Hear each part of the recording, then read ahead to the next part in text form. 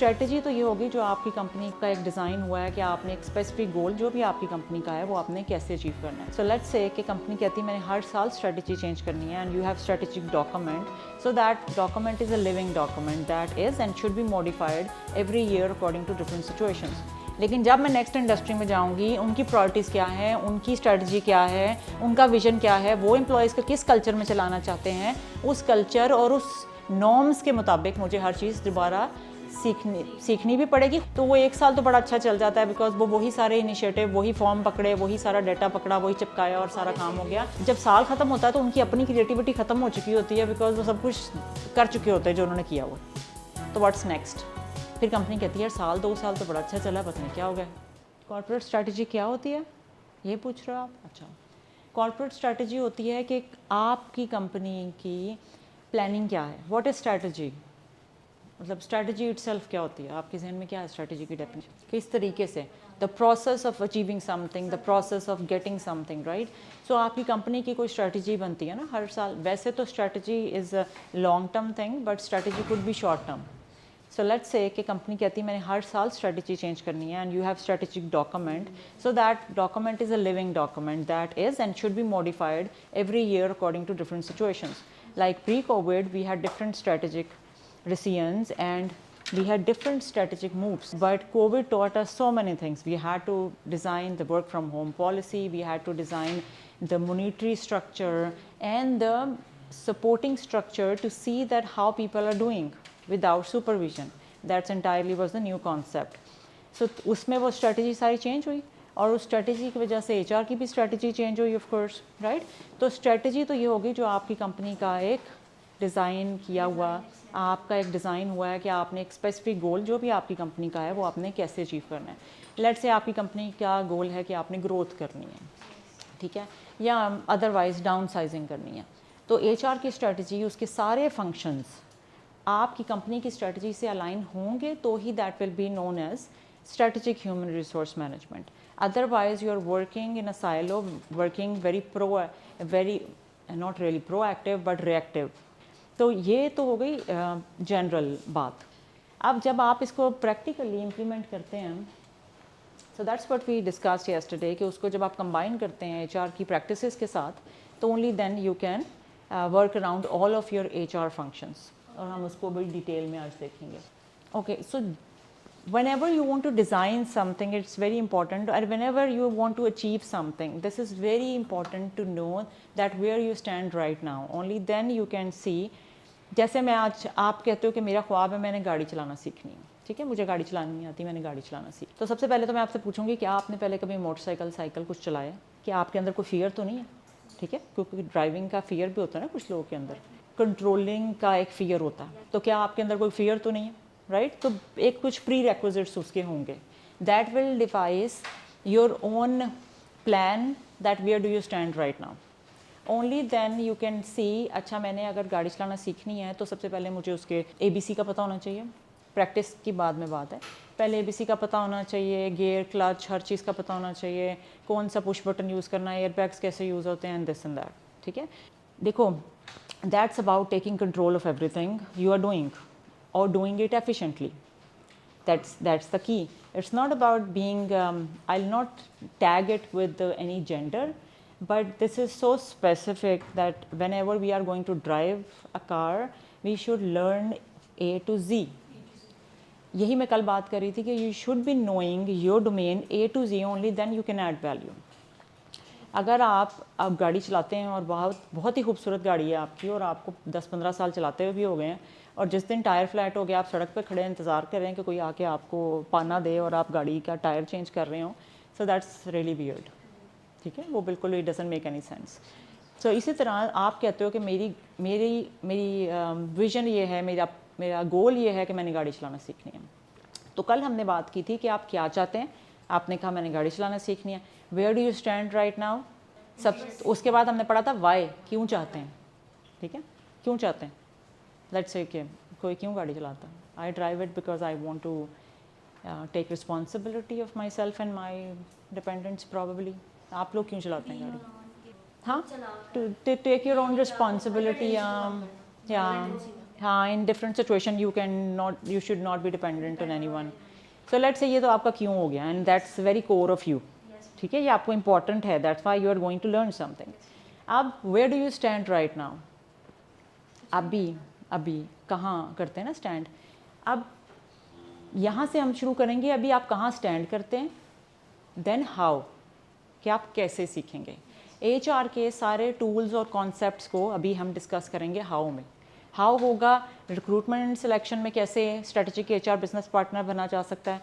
Performance management system में strategic HR business partner कैसे बना जा सकता है. Same applies to culture, same applies to training and development, same applies to reward and system, so reward and compensation system. So then we'll discuss कि अब कैसे वो सब कुछ किया जा सकता है जो हम चाहते हैं. HR का कोर फंक्शन है रिक्रूटमेंट एंड सिलेक्शन. आप उसे करते कैसे हैं, दैट विल डिफाइन कि आप उसको ऑपरेशनल तरीके से कर रहे हैं या आप उसको स्ट्रेटेजिक तरीके से कर रहे हैं. HR का फंक्शन रिक्रूटमेंट एंड सिलेक्शन ही रहेगा, उसको नहीं आप स्किप कर सकते. आप ये सोच के कि अच्छा नहीं, मैं तो स्ट्रेटेजिकली इन्वॉल्व हूँ, इसका मतलब है कि मैं तो रिक्रूटमेंट सिलेक्शन नहीं करूँगा, मैं तो सिर्फ हाई लेवल बातें करूँगा, बोर्ड मीटिंग्स में बैठूँगा, उनको बताऊँगा बिजनेस ऐसे करते हैं ऐसे करते हैं. नहीं, HR should and will always be involved in recruitment selection and that's the core of HR. हाँ, फ़र्क सिर्फ इतना होगा कि एज स्ट्रेटेजिक बिजनेस पार्टनर आप स्ट्रेटेजिक प्लानिंग कर रहे होंगे of this function recruitment selection, और आपकी टीम उसके ऊपर इम्प्लीमेंटेशन कर रही होगी. आप बंदा हायर नहीं कर रहे होंगे खुद से, जाके JDs नहीं पोस्ट कर रहे होंगे, वो आप एक टीम ने काम करना है, लेकिन आपकी अप्रोच स्ट्रेटेजिक होगी, आपकी अप्रोच जो है वो एफिशिएंट होगी, वो खानापुरी नहीं होगी. वो ये नहीं होगा कि एक JD आई, वो JD पूरी की पूरी सोशल मीडिया पर डाल दी. Nobody is interested in that long note. ठीक है, तो यहाँ से हम स्टार्ट करते हैं. अब आपने ये हमने कल मिस कर दिया था, ये बहुत ही इंपॉर्टेंट है कि आप अभी कहाँ खड़े हैं वो डिफाइन. अपनी ऑर्गेनाइजेशन में लेट्स से कि आपने ये फिगर आउट करना हो कि where do I stand in terms of impression in front of my associates, my employees. So we have so many ways to figure it out, and first and best way is survey.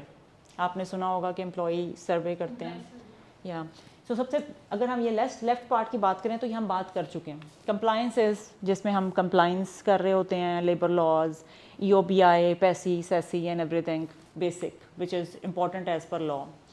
Functional की हमने बात की थी कि now we have different HR functions, recruitment, selection and training and development है. Best practices, what is happening in the market, and that's strategic, जिसको हमने कल स्ट्रेटेजिक और उसके बाद इंटीग्रेशन भी कहा था. That's one and same thing. अभी पता करने के लिए कि where do you stand right now, this is one of the best and recommended ways in श्रम that you go with employee satisfaction survey. This is the key that how you design that survey, because if you are going to ask are you satisfied working at my organization, no, कहानी ख़त्म. Of course, what you are going to get out of it, nothing. So आपके questions बहुत ज़्यादा की होने चाहिए, बहुत thoughtful design होने चाहिए.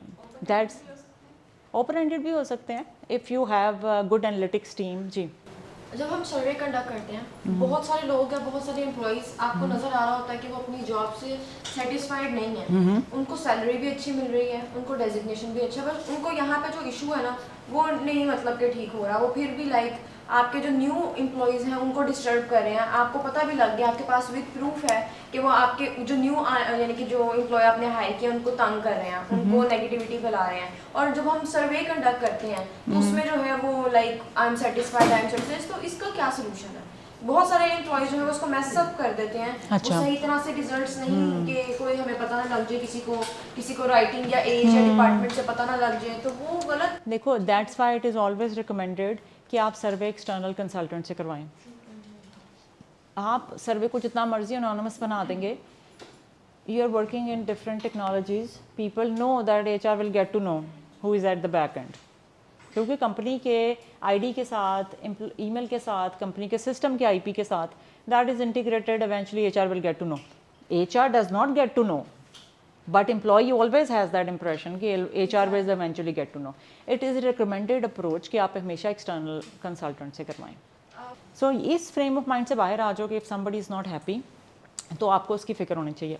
Somebody is not showing that right behavior at work, तो try to figure out why. लाजमी नहीं है कि उसको HR पे कोई गुस्सा है, लाजमी नहीं है कि उसको ऑर्गेनाइजेशन पे गुस्सा है, हो सकता है उसकी जेन्युइन रीज़न हो कोई. He is frustrated because of a bad behaviour of boss, and he और शी माइट फील्स कि मेरा जो HR है वो मेरे ऊपर तो हर वक्त कंप्लाइंस का डंडा रखता है, हर वक्त स्ट्रिक मेरे सर पे तो होती है, लेकिन वो कभी भी ये नहीं करता कि मेरे मैनेजर को पकड़ के पूछे कि वाई ही और she is doing unfair with me. वही काम मैं करता हूँ, मुझे कोई रिवॉर्ड नहीं मिलता, मेरे साथ वाला वही काम जो है उससे आधे भी कर दे तो इतने लंबे लंबे थैंक यू नोट भेज देते हैं उसको। That creates a lot of frustration in anyone's within mindset, right. So you need to figure out reason क्या है उसकी। देखो बैड बिहेवियर की 2 रीजंस हो सकती हैं मेन। नंबर 1 उसका जेन्युइन कोई कंसर्न है which you need to figure out. Number 2 वो एक रोटन एग है एट वर्क प्लेस।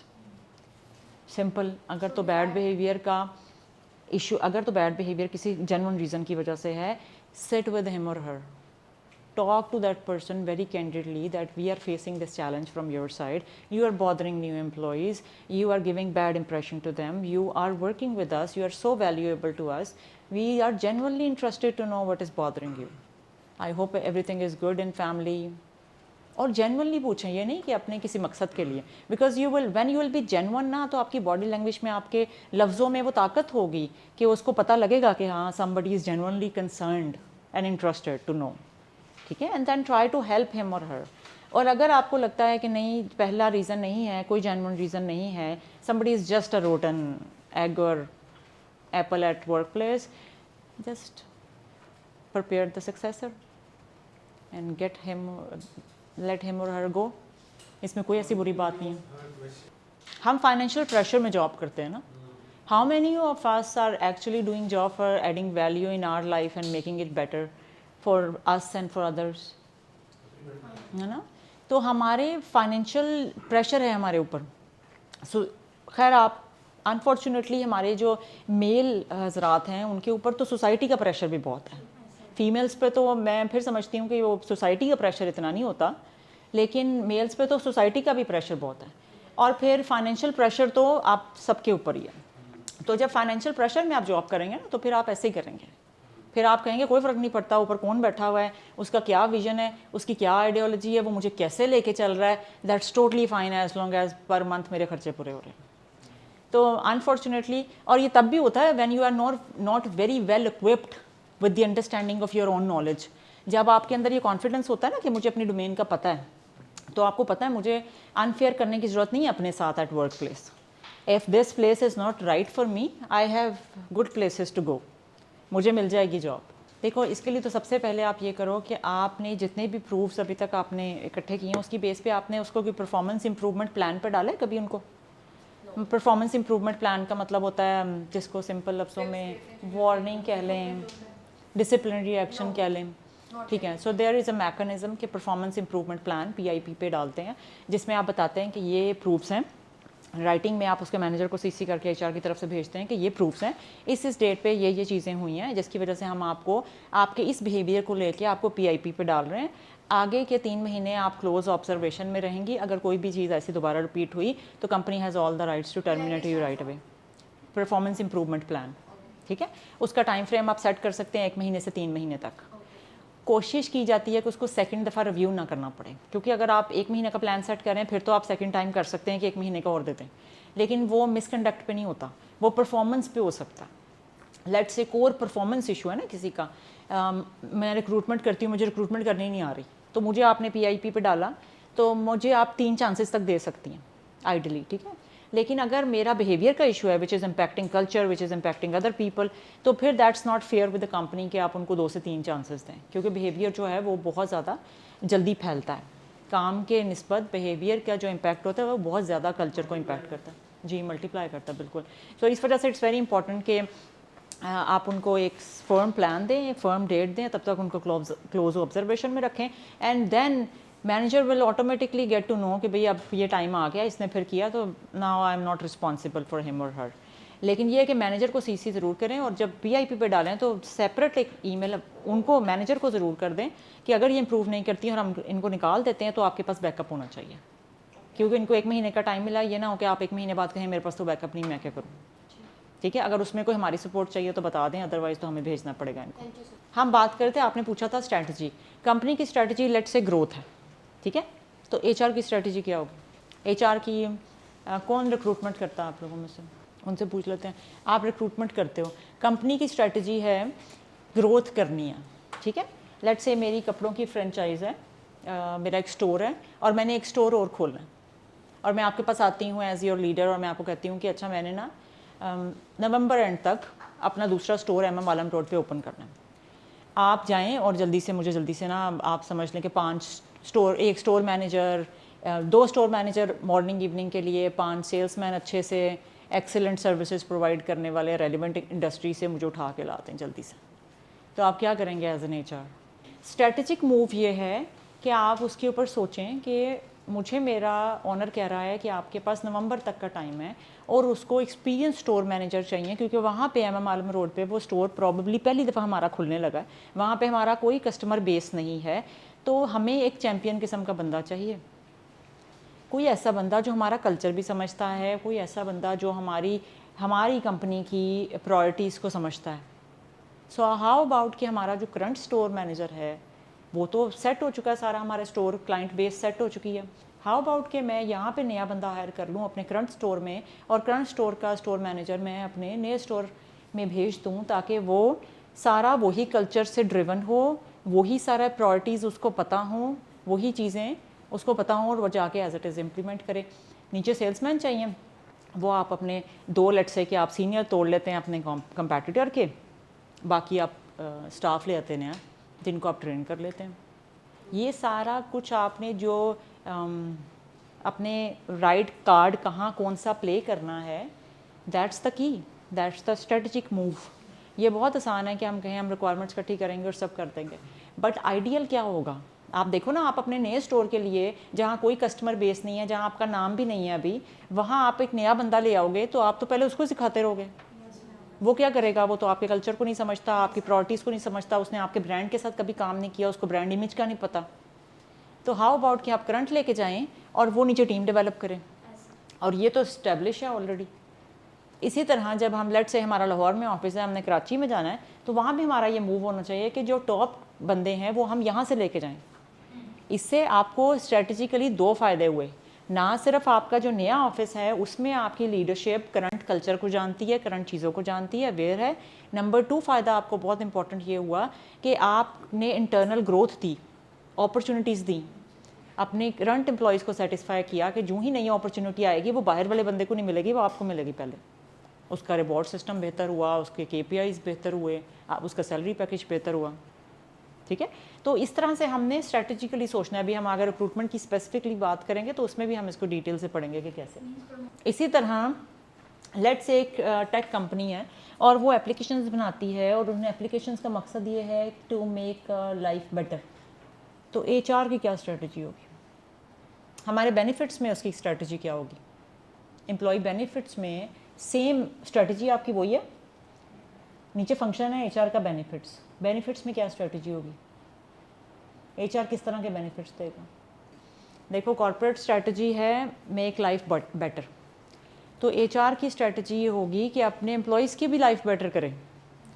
तो आपकी लर्निंग एंड डेवलपमेंट अपॉर्चुनिटी वैसी होंगी जिनमें उनकी ज़िंदगी आसान होगी, सीखने का मौका मिलेगा जो कि आपको वैसे नहीं मिल रहा। लेट्स से कोई सर्टिफिकेशन आपकी ड्यू है वो करवाएंगे, कोई ट्रेनिंग आपकी ड्यू है वो करवाएंगे। In terms of benefits, they would encourage a culture where people eat healthy stuff. So there will be no bakery items in office, let's say. A culture is going to be developed on the same strategy. So culture is developed on these kind of initiatives and benefits, that fruit will be available in cafeteria. No junk food will be served during meetings. That means you are genuinely concerned about your children health, ठीक है। सो आपकी हर जो move होगा, आपकी recruitment की moves होंगे, आपके benefits होंगे, आपकी कंपनी का कल्चर होगा, आपके इनिशिएटिव होंगे। प्रॉब्ली आप महीने में एक दफ़ा योगा सेशन करवा रहे होंगे, प्रॉब्ली आप लोगों को वॉक पे लेके जा रहे होंगे। हमने भी अपनी कंपनी में लास्ट मंथ करवाया yoga session. World is working a lot on well being. तो ये मेंटल हेल्थ की जो हम बात कर रहे हैं ना, जिस तरह हम देखो, हम HR वालों को तो सिखाया यही जाता है कि आपने सरपंच बनना है, ठीक है। आप तो वो फॉर्म है जिसने सब कुछ एब्जॉर्ब करना है, पंचिंग बैग। हाँ, पंचिंग बैग। आप तो घर से जिस मर्जी फ्रस्ट्रेशन से आए हैं, आपका सड़क पे एक्सीडेंट होते होते बच गया, या आपकी गाड़ी को कुछ ठोक गया, या कुछ भी, किसी ने बीइंग अ फीमेल ही आपको सड़क पे कुछ कह दिया है, तो इतनी जहनी दबाव के साथ आप काम पे आए, लेकिन अगर कोई अपना प्रॉब्लम लेके आपके पास आ गया तो आप कुछ कह नहीं सकते उसको। आपके चेहरे पे वो एक मुस्कुराहट होनी चाहिए, एक तबीयत में धीमापन होना चाहिए, and you are very firm and confident on your grounds. तो वो तो हमें खुद इटसेल्फ HR ये सिखाता है कि भैया आपने तो वो फॉर्म बनना है जिसने बहुत कुछ एब्जॉर्व करना है। तो उस केस में हमारे पास तो ये ऑप्शंस नहीं है कि हम वी कैन बी रिएक्टिव जी। तो आप ना सबसे पहले अपने बॉस को कन्विंस करो, अपने बॉस को कन्विंस करो डेटा के साथ। shram.org पे बहुत ज़्यादा अच्छा मटेरियल पड़ा हुआ है इन टर्म्स ऑफ हार्वर्ड के क्या रिसर्चेस हैं। देखो data is the key, data ही आपको जो चीज़ आप कन्विंस नहीं कर सकते ना बातों से, वो डाटा कन्विंस कर सकता है। वही मैं कह रही हूँ कि दो चीज़ें हेल्प करेंगी, एक मार्केट का डाटा, जैसे आप एग्जांपल दे सकते हो स्टूडेंट पाकिस्तान आपके लेट्स से कंपटीशन में है कंपनी के, ठीक है, आप बता सकते हो कि आपके कंपैटिटर्स अच्छा टैलेंट इसलिए अट्रैक्ट कर पा रहे हैं कि मिलीनियर्स जो हैं वो अपनी हेल्थ में बहुत इंटरेस्टेड हैं। अच्छा मुझे ये बहुत ही देख के खुशी हुई है कि इनका जो HR का इंप्रेशन है ना वो एक मेल है। So I am so happy to see कि आपके माइंड में जो इंप्रेशन है HR का वो एक मेल है। वेरी डूड, कूल डूड बनाया आपने यार। मतलब मैं तो ये सोच के हैरान हूँ कि इतनी सारी क्वालिटीज़ पूरी कौन करेगा। वाह,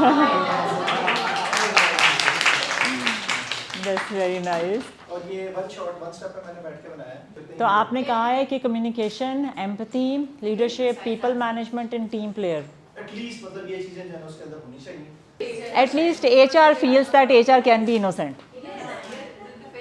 और ये जो उसका आई है, आई से मेरा मुराद यहाँ पे आइडियल है, HR ह्यूमन रिसोर्स, नीचे मैनेजमेंट। वाह, this is beautiful, very beautiful जी। वाह, तो मैंने सोचा कि इसको थोड़ा सा ना एक पिक्चर खिंचवाएं इसकी।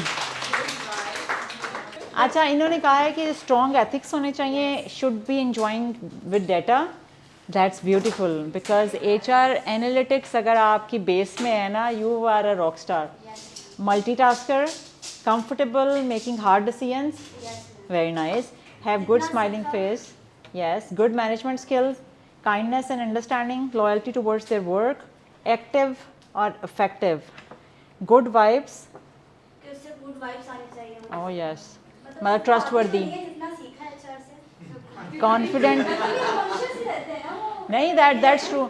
देखो trustworthy अगर HR नहीं है ना तो बाकी सारी बातें किसी काम की नहीं है। Confident and always learning attitude, wow, this is learning attitude, आपका लर्निंग एटीट्यूड से बहुत बहुत आता है। This is amazing, lady. You impressed me. Thank you. अच्छा जी, ये कह रहे हैं कि अपीयरेंस वाइज उसकी फॉर्मल ड्रेसिंग होनी चाहिए, मीडियम हील पहननी चाहिए, स्लाइट मेकअप होना चाहिए, not very harsh, look smart depending on the, हाँ या डिपेंड्स के मेल है या फीमेल है तो उन्होंने उसके हिसाब से लिखा हुआ है कि मेल या फीमेल है। अच्छा जी, पर्सनैलिटी में उन्होंने लिखा है must be well presentable, well organised, problem solver, smiley 1000 times, flexible, go with flow and trends, extrovert, socialise करना आना चाहिए, टॉलरेंस होना चाहिए, काम एंड रिस्पॉन्सिव, पोलाइट बिहेवियर में होना चाहिए, should B adaptive, very nice, very important, should stay positive, trustworthiness, purpose oriented।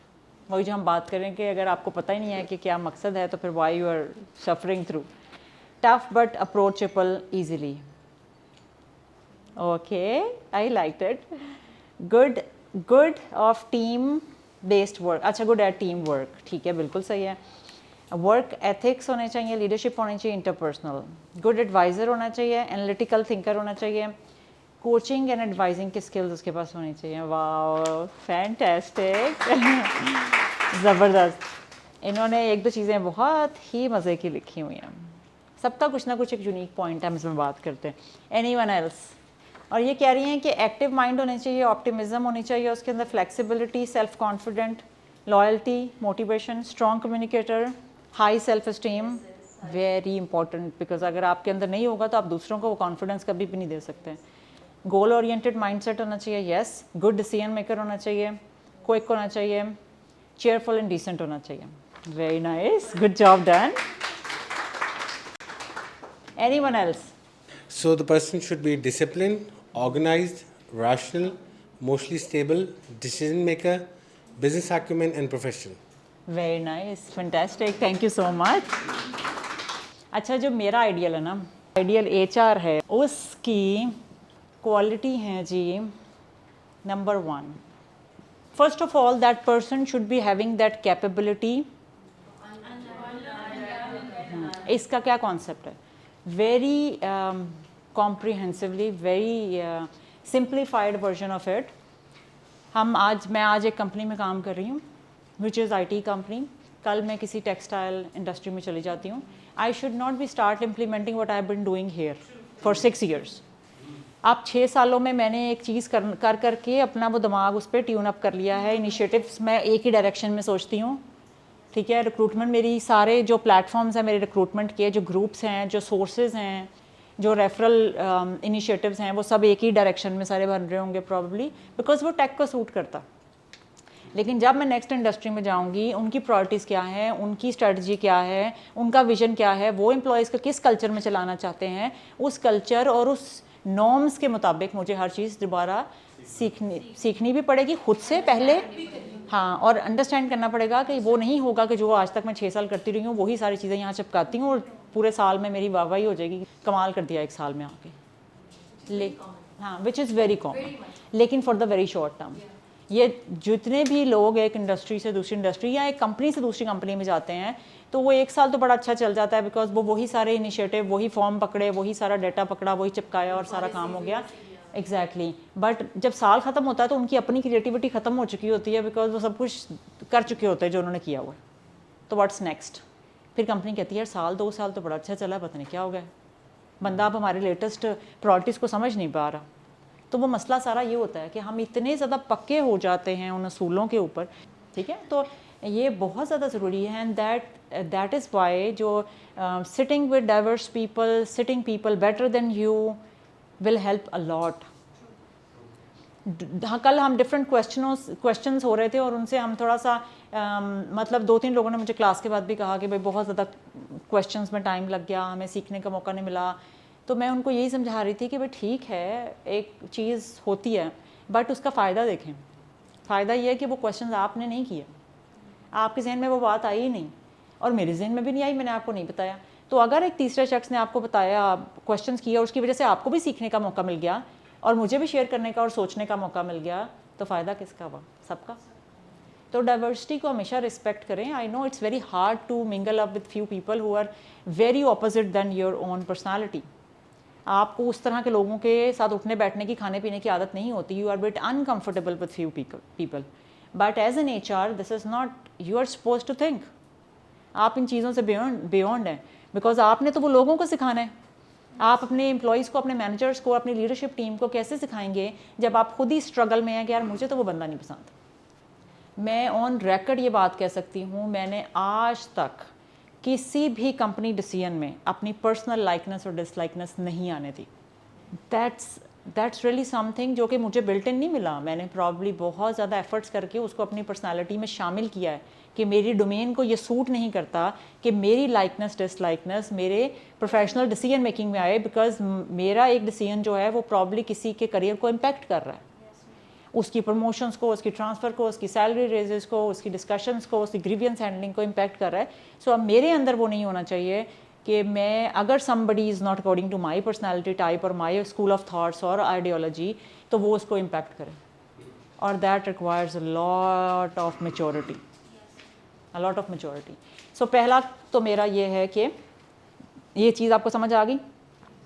हमेशा जहाँ पे होना है वहाँ के नॉर्म्स को, कल्चर को अंडरस्टैंडिंग करनी है, वहाँ की प्रायोरिटीज़ को समझना है, उस मार्केट को समझना है। जैसे कल हमने बात की, मेरी मार्केट US की है, कल को मैं UK मार्केट में बैठ जाऊँ और एग्जांपल मैं US की दे रही हूँ कि नहीं US में, तो that's not fair with that company. वो कहेगी हम क्या करें, हम तो चाइनीज़ मार्केट से डील करते हैं, हम तो UK के साथ डील करते हैं, हमें क्या पता जो आप मुझे स्टैंडर्ड्स पढ़ा रही हैं या आप मुझे एग्जाम्पल्स बता रही हैं, जो हम बात कर रहे हैं कि स्टैट्स इकट्ठे करें, कि सर्वेज और ब्लॉग्स क्या कह रहे हैं, वो तो सारे आप दूसरी इंडस्ट्री, दूसरी मार्केट के इकट्ठे कर लाए हैं। तो फिर आप इन्फ्लुएंस नहीं कर सकेंगे ना। वो कहेंगे इनको ये they do not have the right skill set, ठीक है। तो एक तो मेरा ये है। लेट्स से मैं टेक इंडस्ट्री में आपको एग्जांपल देती हूँ। मैं टेक में हूँ, टेक में रह के मैं हर महीने अपने कंपनी के साइज़ के हिसाब से डिपार्टमेंटल मीटिंग्स करती हूँ इन पर्सन, ठीक है। कल इन्होंने बड़ा अच्छा सवाल पूछा था कि आपकी कंपनी का साइज़ जो है वो 600 है, आप कर सकती हैं। मैं क्या करूँ 3000 के साथ? 5,000 माशाल्लाह। तो जब अब ये तो नहीं हो सकता, इनिशिएटिव्स तो वो भी लेंगी, एम्प्लॉय एंगेजमेंट तो वो भी करेंगी, वो ये नहीं करेंगी कि एम्प्लॉय एंगेजमेंट नहीं करेंगी, लेकिन उनका मॉडल डिफरेंट होगा। लेकिन अगर वो ये कहें कि जो अफशीन कर रही है मैं वही करूँ, या मैं कहूँ जो वो कर रहे हैं, तो वो नहीं कर सकते ना, सूट नहीं करता उस साइज़ ऑफ कंपनी को, उस इंडस्ट्री को। तो वो पर्टिकुलरली देखिए क्लास का फ़र्क है। यहाँ हमारे पास है नॉलेज वर्कर्स की जो एम्प्लॉय एंगेजमेंट एक्टिविटीज़ होंगी, या उनकी कल्चर डेवलपमेंट पे काम होगा, या उनकी ट्रेनिंग एंड डेवलपमेंट पे काम होगा, वो सिमिलर तो नहीं होगा लेबर क्लास के साथ। देखें सिर्फ इतना फ़र्क समझे ना कि क्या लेबर क्लास की वही एम्प्लॉय एंगेजमेंट एक्टिविटीज़ होंगी, आप उनके साथ आप उनके साथ ये हंटिंग वाली गेम खेल सकते हैं जो मैं बता रही थी आपको। देखिए अब HR की बात करूँ तो ट्रेनिंग एंड डेवलपमेंट डिपार्टमेंट तो हर जगह ही होगा ना, जिस मर्जी इंडस्ट्री में हो, जिस मर्जी कंपनी का साइज़ हो, जो मर्जी, लेकिन आगे उसका जो मैकेनिज़्म होगा, लेट्स से एक ट्रेनिंग इफेक्टिवनेस फॉर्म है हमारा, एक छोटी सी एफर्ट है, उसके बगैर तो आप इफेक्टिवनेस नहीं निकाल सकते। आपने जो भी अपना एक्सेल में परफॉर्मा बनाया हुआ है, जिसके अंदर आप फार्मूला से कैलकुलेट कर रहे हैं कि उसका मैनेजर क्या समझता है महीने बाद, उसके बिहेवियर में चेंजेस आई हैं कि नहीं आई, उसकी आउटपुट में चेंजेस आई हैं कि नहीं आई, क्या ये फॉर्म आप लेट्स से कि टेक में आपने या किसी भी और इंडस्ट्री में इम्प्लीमेंट किया हुआ था, तो क्या दूसरी जगह जाके जहाँ वर्कर बेस से चेंज है तो इम्प्लीमेंट नहीं कर सकते, लेकिन ट्रेनिंग एंड डेवलपमेंट फ्रेमवर्क वहाँ पर भी होगा। फ़र्क सिर्फ इतना होगा कि आपने अपना फॉर्म, अपना मैकेनिज़्म, अपना तरीक़ेकार उस कंपनी के लिहाज से करना है। लेट्स से कि वो उस कंपनी को ऑन जॉब ट्रेनिंग चाहिए, तो आप प्रॉबली मिल के अंदर या किसी फैक्ट्री के अंदर खड़े होकर ऑन जॉब ट्रेनिंग करवा रहे होंगे, या जो भी आप ट्रेनर ढूंढ रहे होंगे। अगर आपने IT डेवलपर्स के लिए करना है तो आप क्लासरूम सेटअप में करवा रहे होंगे, प्रॉबली बोर्ड रूम में करवा रहे होंगे। सो ये तो डिपेंड करता है कि क्लास कौन सी है, आपके वर्कर क्लास कौन सी है, ठीक है, उनका नॉलेज बेस क्या है, आपकी इंडस्ट्री कौन सी है। वही मैं बात कर रही हूँ कि this is very difficult to unlearn कि आप जो करते रहे हैं लाजमी नहीं है, दिस इज़ योर लक अगर आप same industry, same company, same ideology की लीडरशिप के साथ चले गए।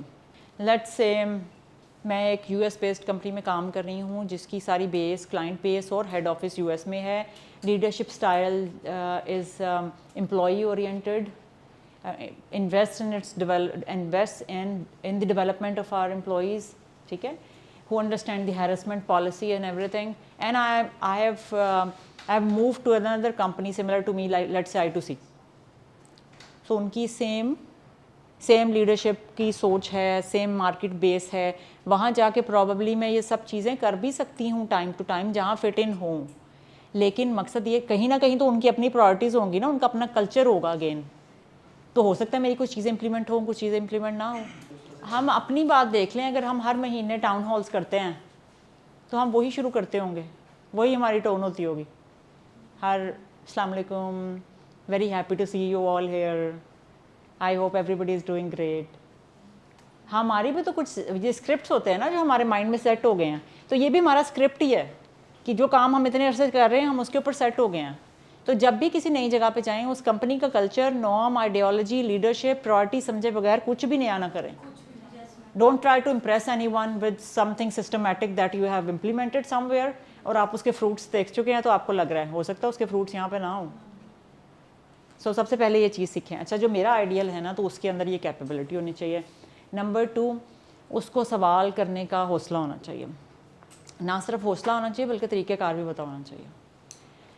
आपकी लीडरशिप टीम आपके पास आती है और पूछती है कि आपको बताती है कि मैंने ये प्लान बना लिया, कोई XYZ प्लान, तो यूजुअली HR कहता है कि अच्छा ठीक है। जिस तरह हमने अभी उससे पहले स्टार्ट किया था एग्जांपल में रिक्वायरमेंट गैदरिंग, तो HR कहता है अच्छा ठीक है मुझे रिक्वायरमेंट्स बता दें। How many of us actually ask के क्यों कर रहे हैं? Let's say we are not at the integration of level of HR और हम स्ट्रेटेजिक लेवल पे हैं जहाँ पे हम उनकी दिए हुए एटलीस्ट स्ट्रेटेजी के साथ अपनी अलाइन कर रहे हैं सब एक्टिविटीज़ को, तो हम कहते हैं अच्छा क्यों कर रहे हैं, क्या निकलेगा इसमें से, what you want to accomplish. सवाल करते हैं अपनी लीडरशिप से, उनके ऊपर पूछते हैं do you think it's an ideal approach, आपने ये चीज़ सोची है, आपने ये चीज़ सोची है, हाउ अबाउट दिस। जैसे अभी हम कह रहे हैं कि जी एम्प्लॉयज़ को वापस ले आए, how about somebody doesn't want to come, are you ready mentally prepared to let him or her go regardless वो कितना की प्लेयर है या कुछ करना है। अगर करना है तो क्या अल्टरनेट पॉलिसी आपके ज़हन में है? क्योंकि इतने अरसे में जब लोग पर्टिकुलरली आउटसाइडर्स, लाहौर बेस्ड को तो आप फिर भी बुला सकते हैं, वो तो फिर ठीक है, रिलेक्टेंसी होगी तो ज़्यादातर आपकी मेंटल रिलेक्टेंसी होगी। लेकिन जो लोग लाहौर छोड़ के, अपने किराए के घर छोड़ के अपने होम टाउन जा चुके थे, जब आप उनको कह रहे हैं वापस आएँ, अब फिर किराए के घर लें, चीज़ें महंगी हो चुकी हैं, इन्फ्लेशन पे पहले इतनी बात हो रही है, उस टाइम फ्रेम में when you will encourage them to come back, और आप उसे कहेंगे ये तो this is kind of phase 4 HR plan of coming back to work. मैं तो बता रही हूँ एक कंपनी का हिस्सा हैं, सिर्फ वो आउटसाइडर हैं, वो लाहौर में अपना घर छोड़ के जा चुके हैं, तो आप उनको वापस बुलाएं, वो नहीं आ सकते हैं। वो कह रहे हैं अच्छा खासा तो चल रहा है, we are delivering, we are producing, all the expectations are being met, I am not being very dishonest with company in any mean. कोई शिकायत हो तो बताएं। नहीं, शिकायत तो कोई नहीं है, but this is kind of phase 4 HR plan, so you can not do this way, because आपका लीडर ये सोचता है, लेट्स से मेरा लीडर जो है वो मुझे बुलाए और बुला के कहे कि शीन HR का प्लान बनाएं phase 4 and bring everyone back, because अभी तक 50% 60% लोग आए हैं, rest of the 40% should be back. तो as an HR it's your responsibility to let the person know कि सर ऐसे भी हो सकता है कि हम उसको वापस बुलाएं, तो वो अब वहीं पर रिमोट जॉब ढूंढ ले। अब तो कितनी रिमोट जॉब्स ऑफ़र हो रही हैं, हमारा टैलेंट जाएगा, हमारी ट्रेनिंग जाएगी, हमारी नॉलेज जाएगी, डोमेन अंडरस्टैंडिंग जाएगी, हमारे एक प्लान के पीछे जिसका कंपनी को कोई इफेक्ट नहीं हो रहा। तो हम क्यों करना चाहते हैं कुछ? Because one person sitting at the top feels that it is impacting team work, cohesion, may be हो सकता है ना, क्योंकि टीम वर्क तो अफेक्ट होता है, इससे तो हम डिसएग्री नहीं कर सकते। ह्यूमन इंटरेक्शन का तो कोई ऑल्टरनेट नहीं है, एग्रीड। वहाँ पे आपने उन्हें कहना है कि हम ये कर लेते हैं कि अगर वो बज़िद है, क्योंकि देखो अगर कोई घर पे अपने छोटे बच्चे की टेक केयर कर रहा है या बूढ़े माँ बाप की टेक केयर कर रहा है और उसका सेटअप चल रहा है, आपका काम भी नहीं रुक रहा, आप उसे फोर्स करेंगे, हो सकता है पर रिमोट जॉब ढूंढ ले। अभी तक उसने नहीं सोचा था आपको छोड़ने के बारे में, लेकिन अब वो सोचेगा। तो आप उनको पंप करने के बजाय, पुश करने के बजाय आपने लीडर को समझाएं कि अच्छा आपका इशू क्या है। आपका इशू ये है कि आप कहते हैं टीम वर्क इफेक्ट हो रहा है। तो हम ऐसा करते हैं कि गाइडलाइंस बना लेते हैं HR की कि जो लोग कम्प्लीटली वर्क फ्रॉम होम कर रहे हैं वो महीने में 2 दफ़ा टीम बिल्डिंग एक्टिविटीज़ के लिए ऑफिस आएंगे। बेशक आप वो फ्राइडे को रख लें, कोई भी ट्रेनिंग होगी महीने में 1 दफ़ा तो वो ऑफिस आके लेंगे, वो उधर बैठे नहीं लेंगे। एक बंदा जिसको आप रोज़ बुला रहे थे और वो तंग आ रहा था, एटलीस्ट उसके बदले आपने उसे कह दिया कि महीने में 3 चक्कर लगाने, वो खुशी खुशी मान जाएगा। ठीक है, यहाँ पे आपकी कंट्रीब्यूशन है वाई व्हाट, इवेंचुअली आपके बिजनेस को फ़ायदा होगा। Next, invest in own professional profile. This is very important as an HR। अगर आप अपनी प्रोफेशनल प्रोफाइल पे इन्वेस्ट नहीं कर रहे, with the passage of time नए ट्रेंड्स नहीं समझ रहे, अभी तक अगर आप में से किसी ने डाइवर्सिटी एंड इंक्लूजन को नहीं पढ़ा, अगर अभी तक आपकी कंपनी में हैरेसमेंट फ्री कल्चर की पॉलिसी नहीं है, अगर अभी तक आपने अपनी कंपनी को इंफॉर्मेशन सिक्योरिटी की पॉलिसी के ऊपर सजेस्ट नहीं किया, तो पढ़ें, because we are already very late in understanding these concepts. अच्छा जी, सो जजमेंटल, मेरा जो आइडियल है ना वो जजमेंटल नहीं हो सकता। अगर मैं जजमेंटल हूँ तो मैं बाकी सब बातें फजूल हैं। ठीक है, ट्रस्ट, अगर आपकी पर्सनालिटी में क्रेडिबिलिटी ही नहीं है, वो good vibes, good only club vibes वो नहीं है ना, तो कहानी ख़त्म है। आप किसी को नहीं इन्फ्लुएंस कर सकते, आपकी कोचिंग का कोई फ़ायदा नहीं है, आपकी एडवाइस का कोई फ़ायदा नहीं है जब वो दिल से नहीं निकल रही, जब उसके कोई ट्रू मीनिंग नहीं है, जब आपकी उसकी अपनी ज़ात पे आपकी उसकी प्रैक्टिस नहीं है। आप खुद जो हैं वो पंचुअल नहीं है और एम्प्लॉयज़ को आप कह रहे हैं पंचुअलिटी को फॉलो करें, पॉलिसी हमारी ये कहती है। खुद आप जो हैं वो टैटर्ड जीन्स पहन के आ जाते हैं और कहते हैं कि पॉलिसी कहती है ड्रेस कोड फॉलो करें। वो क्यों करेगा? कर तो लेगा बेचारा, उसने काम करना है यहाँ पे, लेकिन इवेंचुअली क्या करेगा? कंपटीशन आपका सिर्फ अपनी ज़ात से होना चाहिए। मैं 5 साल पहले क्या थी, मैं 10 साल पहले क्या थी और मैं 5 साल बाद क्या होंगी, दैट्स माई कॉम्पिटिशन। वो शीशे में देख के रोज़ उसको अपना दुश्मन समझें, बेशक, आई डोंट माइंड, ठीक है। लेकिन किसी और के साथ आपने कंपटीशन में नहीं जाना, किसी और से सिर्फ इन्फ्लुएंस होना है इन अ वेरी नाइस वे। और देखो कुछ लोग इंतहाई इन्फ्लुएंशियल होते हैं, बट डजंट मीन कि आपको उसको फॉलो करना चाहिए। आपने अच्छी बात पिक करनी है। हो सकता है कि कोई आइडियल शख्सियत है और आप that's quite human to be impressed with someone, but हो सकता है कि वो एज कंप्लीट पर्सन नहीं आपके लिए ठीक है, उसकी आइडियोलॉजी ठीक नहीं है, उसकी एथिकल प्रैक्टिसेस ठीक ना हो, प्रॉब्ली उसकी कंपनी ठीक ना हो, तो आपने उस ट्रैप में नहीं आना बिल्कुल। और वो आप तब करेंगे जब आप अपने जो है ना अनबायस्ड खाने को जगा के रखेंगे। आपको पता होगा कि मेरी बाइसनेस क्या है, मुझे किस तरह के लोग अच्छे लगते हैं। मुझे लाइवली, एनर्जेटिक, स्माइली लोग अच्छे लगते हैं। डू नॉट बी ट्रैप्ड, ठीक है। तो ऐसा शख्स जो कि जिसको पता है कि मैंने अपने बेहतर से कैसे सीखना है और कौन सी बात पिक करनी है और वापस आ जाना है। लाजमी नहीं है कि उससे दोस्तियाँ डाल के बैठ जानी है, उसके साथ कॉफ़ी पीने चले जाना है और फिर वो 5 साल आपकी दोस्ती चलेगी तो आप सीख रहे हैं। नहीं, ऐसी बात नहीं है। 2 सिटिंग्स करें, अच्छा पॉइंट पिक करें, कौन कैसे क्या चीज़ अच्छी इंप्लीमेंट कर रहा है, किस चीज़ ने उसको ट्रिगर किया, उसकी आइडियोलॉजी क्या है, उसके सोर्सेज क्या है, वो कैसे इंप्लीमेंट करता है, उसके आए हुए प्रॉब्लम्स को, चैलेंजेस को कैसे ओवरकम करता है, एंड दैट्स इट। बस। Next, balanced approach. मेरी नज़र में वो एचआर, कोई अच्छा एचआर नहीं है जिसकी अप्रोच एम्प्लॉई और एम्प्लॉयर को लेके बैलेंस्ड नहीं है। जो भी आपके स्टेक होल्डर्स हैं, आपकी इंडस्ट्री के जो भी स्टेक होल्डर्स हैं, एचआर ने उन सबको ही डील करना है, ठीक है। और उन सब के दरमियान बैलेंस इज़ वेरी इंपॉर्टेंट। अगर आप लेट्स से किन के केस में मीडिया इन्वॉल्व है, तो अगर आप you are that type of HR who is interested in self branding और आप मीडिया के बहाने अपनी सेल्फ ब्रांडिंग के वो मकसद को पूरा कर रहे हैं, तो that's not fair with company. अगर आपका employee performance wise challenging employee है, परफॉर्मेंस भी छोड़ दे, वो तो उस पर तो फिर भी काम हो सकता है और हमें करना भी चाहिए।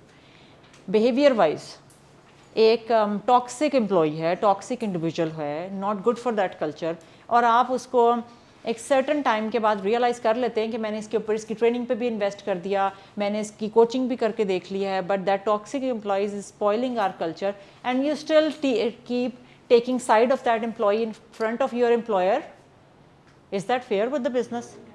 तो अगर आपको हार्ड डिसीजन करना पड़ता है और आपको वहाँ पे उस एम्प्लॉई को on a very good note with good severance package निकालना पड़ता है, तो आप सिर्फ as human, as an empathetic person ये कर सकते हैं कि आप मार्केट में उसको दूसरी जॉब लेने में हेल्प करते हैं जिस कल्चर में वो सेट हो सकता है। ये आप ज़रूर कर सकते हैं कि सोर्स ऑफ इनकम में उसको हेल्प करते हैं, लेकिन आप ये नहीं कर सकते, that's not fair with company, कि आप उसको लटकाई जा रहे हैं और जब आपका मैनेजर कहे उसको निकालो तो आप कहें नहीं नहीं नहीं नहीं उसके 2 बच्चे हैं, मतलब ज़्यादती हो जाएगी। That's not fair. इसी तरह अगर आपका एम्प्लॉयर है और वो उसकी अनएथिकल प्रैक्टिसेस हैं और वो किसी एम्प्लॉई के साथ, क्योंकि एक आपकी फीमेल एम्प्लॉई प्रेग्नेंट होगी और आपको पता है कल को आपको इसका खर्चा पे करना पड़ेगा, आपको 3 महीने की मैटरनिटी लीव से नहीं पड़ेगी, और वो अभी से वो कह रहा है कि इसको तो फारिग करो यार, इसका सक्सेसर बनाओ, एंड दैट्स नॉट फेयर। अगर आप उनको कन्विंस नहीं करते कि बाय लॉ तो कुछ लॉज हैं ही हैं, लेकिन एथिकल ग्राउंड्स पे ये कितनी गलत बात है कि एक बंदे ने आपको सर्व किया और उसका जब टाइम आया है फैसिलिटी लेने का, एंड दैट्स क्वाइट नेचुरल, उसने तो वो फैसिलिटी लेनी है, the kind of contribution against जो वो करता रहा है कंपनी में आपकी। तो यहाँ पे आपका रोल है कि आपने बैलेंस्ड अप्रोच रखनी है, और लिटरली दिस इज़ द की। अगर आपको ये बैलेंस्ड अप्रोच रखनी नहीं आती ना, तो आप स्ट्रेटेजिक एचआर बिजनेस पार्टनर नहीं बन सकते, क्योंकि ये आपकी अनबाइस्ड जो अप्रोच होगी, ये जो बाइस्ड अप्रोच होगी आपकी, वो आपकी हर जगह नज़र आएगी। आप जितना मर्जी उसको छुपा लेंगे, क्योंकि आप बाइस्ड हैं टुवर्ड्स एनीथिंग, वो नज़र आएगा आपके डिसीजन मेकिंग में। अच्छा जी, ये लास्ट चीज़ जो मैंने आपको कही, ये क्या है? Unbiased. You always are aware of your hidden biases. हम सब के अंदर हमारी हिडन बाइसेस हैं। मुझे एक स्पेसिफिक टाइप ऑफ पर्सनालिटी अच्छी लगती है, मुझे एक स्पेसिफिक टाइप ऑफ फीमेल अच्छी लगती है, स्पेसिफिक टाइप ऑफ मेल अच्छा लगता है। कोई एक चीज़ है जो प्रोफेशनलिज्म में मुझे बड़ी अट्रैक्टिव लगती है, ये पॉसिबल ही नहीं है। हम सेम यूनिवर्सिटी से हों, हम सेम सेक्ट से हों, हम सेम रीजन से बिलोंग करते हों, हम सेम स्कूल से हों, हमारी कोई चीज़ कॉमन है, हमारी हॉबीज़ कॉमन है, हमें लंच पर पता चला हम दोनों को कॉफ़ी पीने का बहुत शौक़ है, ये हमें इम्पैक्ट करेगा। तो अपनी जो हम अटायर एग्जैक्टली, तो हिडन बाइसेस, और लोग बड़े, ये कौन सी प्रोग्रामिंग लैंग्वेज है, न्यूरो प्रोग्रामिंग लैंग्वेज, लोग तो ये पढ़ के आते हैं और आपके साथ बड़ा स्मार्टली प्ले करते हैं। उसमें स्पेसिफिकली क्या पढ़ाते हैं? हाँ एग्जैक्टली, NLP। उसमें क्या पढ़ाते हैं कि अगर आपका मैनेजर ऐसे करके बैठा हुआ तो आप भी ऐसे करके बैठ जाएं, अगर उसको ब्लैक पसंद है, वो ब्लैक पहनता है, तो आप भी ब्लैक पहनना शुरू कर दें। हमारी ना बहुत जॉब का एक इम्पॉर्टेंट हिस्सा है कि हमें कंप्लाइंस करवानी होती है, लॉस की भी कंप्लाइंस करवानी है। अब हैरेसमेंट की बात कर लेते हैं, खाली बड़ा सेंसिटिव टॉपिक है, उसकी कंप्लाइंस करवानी है। कुछ चीज़ें डाइवर्सिटी एंड इंक्लूजन में आ जाएंगी, कंप्लाइंस करवानी है। एक तरफ कंप्लाइंस करवानी है, एक तरफ आप कह रहे हैं कि मैं क्रेडिबल भी रहूं, ट्रस्टवर्दी भी रहूं, मुझसे आके वो एडवाइस भी ले, मेरी बात पे अमल भी करे, मुझसे इन्फ्लुएंस भी हो जाए, और एक तरफ आपने वो स्टिक भी पकड़ी हुई है। ये बैलेंस कैसे करना है। लोग कहते हैं ना कि जब HR से तो कोई खुश ही नहीं होता, जितना मर्जी हम कर लेते हैं। अभी भी उन्होंने बताया कि उसने फिर भी शिकवा कर दिया, हालांकि उसके लिए इतना अच्छा किया था। B influential. कोई कंप्लाइंस भी करवानी है ना तो स्टिक से ना करवाओ। डोंट लेट पीपल नो कि कल से ना ये होगा। Tell them the impact of that. उन्हें बताएं कि कल से ये क्यों होगा, इसको करने से आपको क्या फ़ायदा होगा, कंपनी को क्या फ़ायदा होगा, अगर हम मिलकर करेंगे तो क्या होगा। जैसे देखिए उनका इम्पैक्ट, वो क्यों करें। लेट्स से कि छोटी सी बात है कि उन्होंने डाइवर्सिटी एंड इंक्लूजन की आप बात कर रहे हैं कि भाई डिफरेंट तरह का जेंडर, डिफरेंट तरह की बैकग्राउंड के लोग, डिफरेंट स्कूल ऑफ थॉट्स के लोग अपनी टीम में हायर करो। आप किसी मैनेजर को बता रहे हैं, वो लड़कियां हायर ही नहीं करना चाहता, वो कहता है लड़कियों के बहुत मसले होते हैं, मैंने लड़की हायर नहीं करनी। तो आप उसे ये समझाना चाहते हैं कि आपका गोल है कि आपने डाइवर्सिटी और इंक्लूजन को इम्प्लीमेंट करना है। आपका गोल है कि आपने 50% जो है वो डाइवर्सिटी लेके आनी है अपने स्टाफ में। आपका ये HR का गोल है। लेकिन कंप्लाइंस कैसे करवाओगे कि आज के बाद 10 लड़कियां हायर कर लेना, वो इंटरव्यू में सिलेक्ट ही नहीं करेगा। वो कह के सिलेक्ट ही नहीं हो रही, मैं कहाँ से लेके आऊँ, मेरिट पे कोई नहीं उतरता। मैंने लिटरली एक फाइनेंस डिपार्टमेंट को ये करते देखा। 6 लड़के हैं, लड़की हायर करने की बात करो, बंदी को मैथ ही नहीं आता। मैंने जितनी भी इंटरव्यू किए हैं वो उनको मैथ ही नहीं आता, उनको नंबर्स का नहीं पता, उनको एनालिटिक्स का नहीं पता, मैं कहाँ से हायर करूँ। ACCA उन्होंने किया हुआ है, CA किया हुआ है उन्होंने, ठीक है। और वो कह रहा है कि मैंने इंटरव्यू लिया हो तो मैथ नहीं आता। पीछे आइडियोलॉजी क्या है, बंदी नहीं लानी। बंदी क्यों नहीं लानी, छुट्टियाँ करेगी, पर्सनल चैलेंजेस होंगे। तो आपने उनको कन्विंस कैसे करना है, क्या कि नहीं HR का डंडा है इसमें, तो तुमने करना ही करना है, तुम्हारे पास कोई चॉइस नहीं है। नहीं करेगा, कर भी लेगा तो निकाल देगा बाद में किसी बहाने। फिर मैटरनिटी केसेस ऐसी जितनी चीज़ें होंगी ना तो उसमें अकोमोडेटिव भी नहीं होगा। तो उसके लिए आपको इन्फ्लुएंशियल होना चाहिए कि भाई क्यों करो तुम, डाइवर्सिटी का फ़ायदा क्या, उसको स्टैट्स बताएं, उसको बताएं कि बंदी हायर करने का क्या फ़ायदा है। सबसे बड़ा फ़ायदा है कमिटमेंट, रिस्पॉन्सिबिलिटी आएगी तुम्हारे डिपार्टमेंट में। कोई तुम्हारे 6 लड़के ना भी आए हुए ना 8 बजे तो वो आई होगी, क्योंकि multitasking, organisational skills, they are very good. Genuinely हमारी कुछ स्किल्स हैं, इसी तरह genuinely males are good at something, ठीक है। उनके रिफ्लेक्सेस बहुत स्ट्रॉन्ग होते हैं, बहुत क्विक होते हैं इन कंपैरिजन टू फीमेल्स। तो वो देखो आपने स्टैट्स से उनको कन्विंस करना है ना कि आप क्यों रखें फीमेल्स। अच्छा आपके ये चैलेंजेस हैं, आप समझते हैं वो ऐसे करेंगे, ठीक है, अगर ऐसे करेंगे तो आई टेक एक्शन। कोई लीनियंसी नहीं दिखाई जाएगी। हम हायरिंग के टाइम वो रूल सेट करेंगे कि भाई आपने ये टाइमिंग है, आपने ये टाइमिंग फॉलो करनी है, अगर आपको सूट करता है तो आप आए। हम US टाइमिंग में काम करते हैं, हमारी शिफ्ट जो है रात 10-11 बजे तक भी चल सकती है, आपको सूट करता है तो आप आएँ। तो आप वो इन्वायरमेंट प्रोवाइड करते हैं ना। और फिर डाउन द रोड अगर आपको कुछ सपोर्ट देनी पड़ सकती है तो ऑब्वियसली आपके पास ये फ्लेक्सिबिलिटी होनी चाहिए कि उस बंदी को अगर 10-11 बजे काम करना पड़ रहा है और अपना बच्चा ऑफिस लाना पड़ गया तो आप अपने एक रूम में एडजस्ट कर लें।